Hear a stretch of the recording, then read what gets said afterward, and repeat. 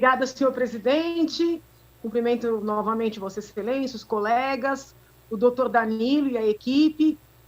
Com máscara, às vezes é difícil, mas eu tenho a impressão que foi até mesmo esta equipe que me recebeu quando visitei esse setor, né, de acompanhamento do trabalho das OS. Até lembro de uma apresentação, em alguma medida até coincidente com esta que foi feita aqui para a CPI, e o esclarecimento que no momento ali foi muito importante para mim, de que muitas das reclamações têm a ver com OS contratadas pelos municípios, que às vezes a gente acaba reclamando com a Secretaria Estadual de situações que os munícipes estão falando de problemas envolvendo OS contratadas pelos municípios, né? Não tenho certeza se era essa equipe, mas eu acho que era. Então, fica aqui, primeiro, o meu agradecimento pela acolhida naquela oportunidade, pelos esclarecimentos, e eu trago uma preocupação com um tema que acabou surgindo durante os trabalhos dessa comissão, que diz respeito ao fato da SPDM assumir o CROSS. Tá? Então, aqui eu quero também registrar, como eu fiz na semana passada, que não tenho nada contra nenhum OS em especial, nenhum gestor em especial. Sei, né, até tem assim, relatos de elogios dos usuários por parte dos serviços prestados nas unidades controladas pela SPDM. Então, assim, aqui não tem nenhum tipo de perseguição ou de implicância. Mas eu fiquei preocupada, porque hoje no estado de São Paulo, se eu não estou equivocada, a OS que tem o maior número de equipamentos, né, sob sua gestão é justamente a SPDM.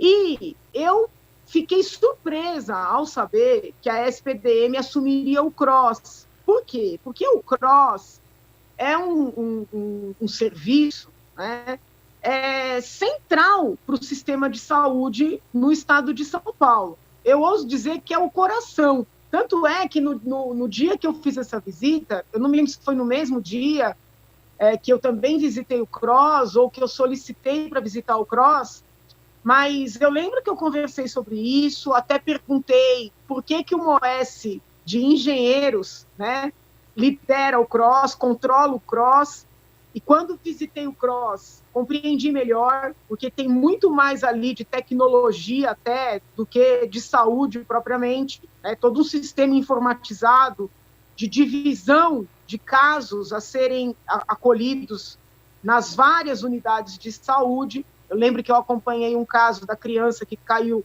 de um brinquedo no parquinho, se eu não me engano, em Jaú, e aí nós procurávamos, né, eu lá da central do CROSS, procurando onde essa criança seria atendida.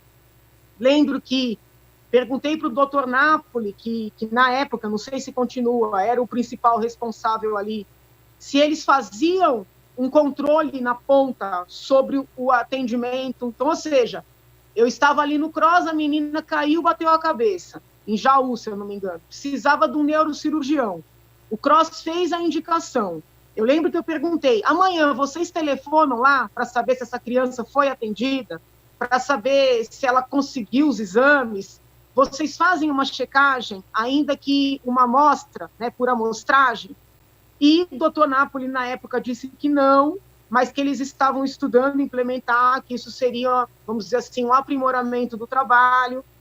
Aí eu, por conta própria aqui do gabinete, liguei nos hospitais, né, que no dia anterior a gente tinha feito o acompanhamento para saber se a criança tinha sido atendida. Constatei que a criança tinha sido atendida, mas não no hospital que o CROSS havia indicado, um outro hospital.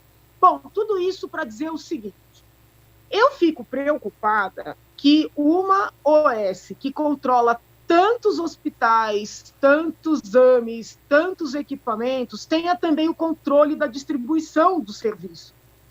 Porque se antes já havia queixas, né, com relação ao trabalho do CROSS, de desconhecer, por exemplo, as emergências de uma situação concreta, né, de olhar de maneira muito fria para os casos, como se apenas uma fila cronológica fosse o critério a ser observado. Agora, existe um risco com isso eu não estou fazendo nenhuma acusação, mas existe um risco concreto de uma OS escolher, vamos dizer assim, o que tem de mais interessante em termos de tratamentos para si e deixar aquilo que não seja interessante para os demais, tá? E o interessante pode ser avaliado por diversas perspectivas, sabe? Remuneração, possibilidade de sucesso, dificuldade no tratamento, eleição dos casos que sejam mais apropriados. Então, assim, eu queria entender, primeiro, qual foi o problema que houve com a OS que controlava o PROS, se eu não me engano, Seconce, eu não tenho certeza, mas se eu não me engano é esse o nome. Qual foi o problema que houve? Quem participou desse processo seletivo? Como foi esse chamamento? Né? Qual foi o questionamento que o Ministério Público fez? Como é que está a discussão judicial? Porque eu sei que houve uma impugnação. Nos dias de hoje, quem é que está administrando o CROSS? Já é SPDM? Ainda é Seconce? Existe aí uma transição? Que normas vocês, como fiscais, né, desse sistema todo, que normas vocês vão estabelecer de compliance mesmo, para que a SPDM não indique para as outras OSs o que ela não quer, para que ela não coloque nos seus equipamentos, né, apenas... Eu vou usar um termo aqui não técnico, até peço desculpas, mas eu acho que quem nos acompanha vai compreender. Ela vai distribuir, né, o filé para si e o músculo para os demais, entendeu? É horrível falar desse jeito, mas talvez a população compreenda. Eu não estou fazendo acusações, mas eu quero saber quais são os critérios, quais são as normas de compliance que vocês estão estabelecendo, e pelo que eu aprendi aí, né, e agora, eu entendo que esse papel é, sim, do departamento dos senhores. Quais são essas normas para que nós não tenhamos aí um monopólio mesmo, já não mais só em termos de prestação de serviço, mas em termos de distribuição deste mesmo serviço, essencial para a população, sobretudo a mais carente. Então, é essa a indagação central. Conforme os senhores forem respondendo, eu vou pedir permissão ao presidente para eventualmente complementar. Seria isso, senhor presidente?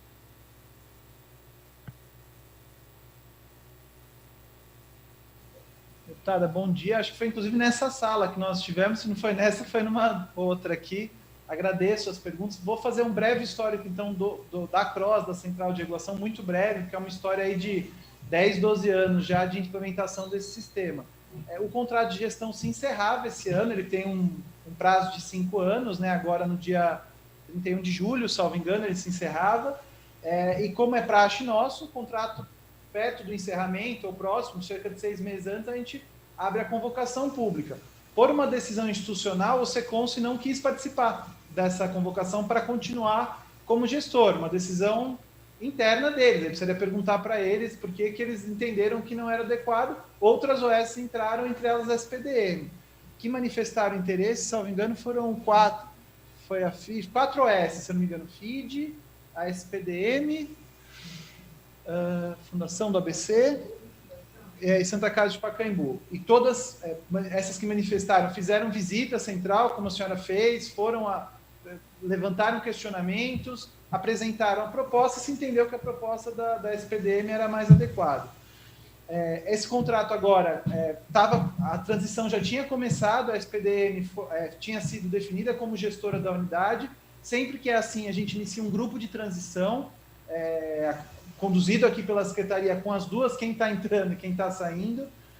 Estava indo muito bem, caminhando, já tinham sido feitas as tratativas para que houvesse uma transição sem nenhuma solução de continuidade, quando veio a decisão judicial a liminar. Vindo a decisão, o próprio juiz já dizia que isso, a central de regulação não podia parar, porque ela é fundamental, ela funciona 24 horas, portanto, ensejou uma prorrogação excepcional do contrato. Então, atualmente, o Seconce continua como gestor da unidade, num contrato de vigência excepcional de 1 ano, aguardando essa decisão judicial que está agora em segunda instância. Está aguardando a deliberação dos desembargadores, não é? Do nosso ponto de vista, houve 2 questionamentos, um do Ministério Público de Contas, que era sobre o objeto do contrato, esse questionamento foi derrubado no Tribunal de Contas. À época, o entendimento da Secretaria prevaleceu, e esse do Ministério Público agora está sob júdice, né? Está aguardando a decisão final do Judiciário. E aí, vou dizer agora um pouco pela Secretaria, porque demos à Procuradoria do Estado os elementos, entendemos que o Ministério Público é uma incompreensão de como é a forma de contratação, porque havia um questionamento ali sobre preço, porque a gente não dizia qual era o preço, mas assim como um hospital e um AME, eu não contrato médicos na central de regulação, eu não contrato um sistema, eu contrato a atividade de regulação do serviço de saúde, que sim, demanda médicos reguladores, sim, demanda um sistema informatizado, mas isso é uma unidade. A senhora esteve lá, é um prédio, tem equipes trabalhando lá dentro, equipes de TI, equipes de avaliação de dados, equipes de médicos. Então é importante ter essa dimensão. E, do nosso ponto de vista, o Ministério Público tem uma incompreensão, alguns órgãos de controle também, de que o nosso modelo de contratualização é um modelo por orçamentação global de gestão da unidade, buscando que a gente fizesse uma precificação como se fosse uma lei de licitação. Concordo, deputada, acho que a CROSS ela é um instrumento fundamental, se mostrou fundamental na pandemia, muito importante, os dados que foram levantados, a ocupação dos leitos. Acho que sim, é uma preocupação relevante, tanto que para esse novo contrato, para essa nova convocação, nós inserimos alguns elementos de acompanhamento, inclusive a necessidade de uma política de compliance, de governança corporativa, para justamente tentar prevenir o conflito de interesse. É um pouco como a senhora falou, não é dizer que ele vai existir, mas vamos prevenir. Melhor prevenir para que não haja nenhuma suspeita de parte a parte, sejam os serviços da ponta, sejam as unidades. Então, acho que é importante ter alguns requisitos, por exemplo, dos funcionários, né? Quer dizer, quem vai trabalhar nesse setor, é importante que os médicos reguladores tenham essa perspectiva e que isso esteja muito claro para a ponta também. E que nós, enquanto secretaria, porque a senhora falou, ela tem o controle, ela não tem o controle, porque a atividade de regulação é do grupo de regulação aqui da secretaria. Quem cria agendas, por exemplo, a CROSS não cria agendas. Um AME, por exemplo, tem uma agenda de consultas com um urologista. Quem distribui essas cotas não é a CROSS, é o grupo de regulação, é o DRS. Dessas 100 consultas, 50 vai para o município de Jaú, 50 para Bauru, 10 aqui para a própria unidade.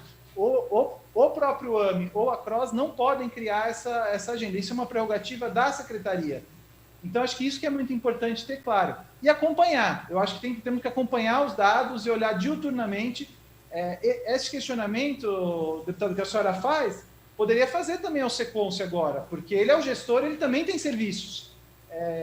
E o que nós temos visto, quando nós acompanhamos as regulações, é que não há esse viés de seleção, que no fundo acho que é isso que a senhora está falando, nós inserimos um viés de seleção que de alguma forma preserve as unidades que também são gerenciadas na ponta. Temos visto e temos cada vez mais inserido, inclusive nos nossos contratos, por exemplo, dos hospitais, que os núcleos de regulação dos hospitais acompanhar. Esse hospital está respondendo tempestivamente? Das 50 regulações que chegaram naquele mês, quantas que ele respondeu positivamente? Ele está negando tudo? Ele está recebendo muita vaga zero? Por que ele está negando tanto? Está faltando alguma coisa? Acho que isso é com informação que a gente faz. Tá? Acho que assim, é importante ter regramentos, ter políticas de governança, sem dúvida nenhuma. Acho que é uma preocupação muito válida, mas isso se faz na prática. Acho que a gente está acompanhando diuturnamente esses dados, essas informações, para ver se isso de fato ocorrer, a gente poder agir tempestivamente e não deixar que isso ocorra, porque de fato não é esse o objetivo. Agora, também é a mesma coisa, se os médicos reguladores que estão lá trabalhando, eles têm uma grade, não é por ordem cronológica, principalmente nos casos graves, ele tem os critérios de classificação de prioridade. Isso está tudo registrado em sistema. Se continuamente ele está deixando de mandar para um lugar que está naquela grade, numa região, por que ele não está mandando? Isso é muito fácil de se identificar e, eventualmente, de se prevenir. Nós temos as condições de fazer isso, os dados são nossos, digo, do Estado, da Secretaria. Então, acho que, só para resumir, acho que é uma preocupação válida, é importante, mas acho que nós temos os meios, seja aqueles que nós previmos em contrato agora, de políticas de governança, meios legais, regulatórios, seja com a avaliação dos dados e das equipes aqui da Secretaria. Eu entendi. Eu penso que o ideal, independentemente do grupo, seria um grupo que não presta os serviços, né? O ideal seria, assim, um regulador que não esteja também na ponta, né? Tanto para os que estão agora como os que eventualmente virão. Mas essas normas de compliance, elas precisam ser mesmo muito claras e precisam ficar claras para quem está na gestão, porque uma coisa são as consultas, outras são, por exemplo, os atendimentos de emergência. Aconteceu um acidente de trânsito, posso mandar para um hospital, né, que está sob o meu controle também, ou para um outro hospital. Então esse caso não é interessante, mando para o outro hospital. Eventualmente você tem um hospital abarrotado de situações de emergência e um que é gerido, vamos dizer assim, por quem está no controle, apenas com situações menos complicadas. Então, assim, eu tenho muito medo mesmo, né, que isso venha a ocorrer. Até para entender qual foi o objeto que eu entendi que o problema de precificação foi o levantamento do Tribunal de Contas, o MP de Contas. E do MP comum, o que foi que eles implicaram?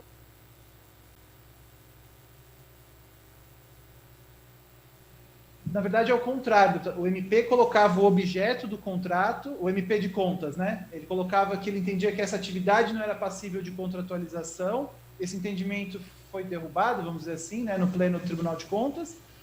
E agora o que estava se questionando era a forma de precificação, e se o RH, e os custos da unidade e a forma de contratuação dos profissionais. Um pouco assim, que na mesma linha de que não, esse profissional deveria ser contratado diretamente. Mas é curioso porque a atividade de médico regulador, ela não tem nem especialização, não existe essa especialização. Nós temos médicos urologistas, médicos hematologistas, oncologistas, mas essa especialidade não tem. Esses médicos acabam vindo do quadro, né, das áreas, são médicos que acabam se especializando nessa função um pouco pela prática, de conhecer, de entender. Como seria a contratação direta desse profissional, porque é um perfil um pouco, né? Um perfil atrás da máquina, né? Assim, é um perfil ali que é alguém que está olhando os casos, avaliando. Como diz a doutora Sônia, precisa entender muito de medicina, assim, no campo lato. Ele não pode ser um cara que entende de braço, ele precisa entender um pouco geral para ver para onde que ele manda, para o que é o ideal, se o cara aguenta ou não aguenta. Claro, todo médico tem que entender de medicina, mas digo numa perspectiva mais holística, né? Saberes maiores de várias especialidades. Então, é um perfil muito, muito sui generis do médico regulador. Então, foram esses dois apontamentos em níveis gerais da ação do Ministério Público, né, aqui de São Paulo, que está agora sob julgamento. Né? E só para complementar, quando eles falam de contratação direta, só para eu entender melhor, eles estão dizendo que eles prefeririam que fosse uma contratação direta pela secretaria ou pela OS. Porque aqui nas várias oitivas que nós estamos fazendo, quando a gente fala de contratação direta, é pela OS, ou seja, os médicos seriam funcionários da OS, e não pessoas contratadas de uma terceira empresa, ou mesmo os médicos CNPJ. Quando o MP fala contratação direta, é direta pela secretaria ou é direta pela OS? Não, na verdade, essa questão da contratação direta nem foi colocada. O que ele gostaria que a gente fizesse quase como se fosse um quadro assim, que dissesse, olha, você tem que ter X médicos, e que a secretaria previamente não disse. E do nosso ponto de vista, a central de regulação é como um outro serviço. Nós não temos escalas, como se a secretaria tivesse que apresentar uma escala prévia de profissionais. Veja, de novo, eu contratei o serviço de regulação daqueles médicos. E aí ele vai entender como é que ele distribui melhor a escala ali dentro do orçamento que ele me propôs. Como é num ambulatório, como é num hospital. Então, para o MP, é por isso que ele pede tanto para que a gente faça uma precificação do serviço, quanto uma distribuição, uma escala mínima de profissionais. Salvo engano, isso o pessoal está me confirmando aqui que esse foi o cerne do questionamento. E nós questionamos justamente isso, porque, de novo, eu não estou contratando o sistema e nem estou contratando médico. eu estou contratando a operacionalização da Central de Regulação de Ofertas de Serviços de Saúde, que, evidentemente, lá dentro desse bojo precisa contratar médicos e precisa ter a manutenção e desenvolvimento de um sistema. Isso está dentro da gestão da unidade, mas eu não vou definir previamente o que ela vai precisar para cada uma dessas atividades que estão dentro do escopo dela. Né? Não, eu compreendo, só que eu não consigo ver esse sistema, esse serviço como um serviço como outro qualquer, sabe? Assim, eu não consigo achar que esse trabalho é um trabalho como de uma outra OS, de um outro equipamento que você pode contratar médicos e demitir. Ali, me parece que uma capacitação diferenciada é muito necessária. Então, não sei até que ponto os próprios profissionais que estão lá não poderiam ser aproveitados. Eu tenho um pouco de medo, de verdade. Você disse que está sendo feito aí um trabalho de transição. Já me deixa menos desesperada. Porque eu lembro que eu conversei muito, tinha até um setor específico ali para falar da cirurgia cardíaca de crianças, que tinha tido uma denúncia no gabinete de que as filas para cirurgia de crianças, né, cardíacas eram filas muito grandes e que não se olhava a necessidade concreta. Então, eu cheguei no CROSS já perguntando disso. E aí o doutor Napoli me levou no setor específico, era uma médica, não vou recordar o nome dela agora, mas ela me deu uma aula, me mostrou todos os prazos das cirurgias, e havia, por exemplo, casos em que a criancinha não tinha operado, não é porque não tinha vaga, é porque ela estava com uma situação de saúde que não permitia a cirurgia. Então, assim, eram pessoas muito capacitadas, entendeu? Eu até tenho alguns senões, eu expus ali algumas observações, que eu acho que muitas vezes, né, esse cronológico, ele tem que ser ponderado para além dos critérios que já há, tá? Para além dos critérios que já há, mas eu senti o pessoal preparado, entendeu? Então, assim, eu peço um olhar atento, né, do setor de vocês, e um entendimento de que aquele setor é o coração do sistema de saúde, né, e que a população mais carente depende muito do trabalho ali. E eu não sei se é tão simples, por melhor que seja a OS, sair da ponta e entrar para esse sistema, né, e de repente querer trocar todo mundo. Então, assim, é só uma observação, né, uma ponderação. Mas é isso, senhor presidente, estou satisfeito. Obrigada. Cumprimento a todos os participantes do dia de hoje.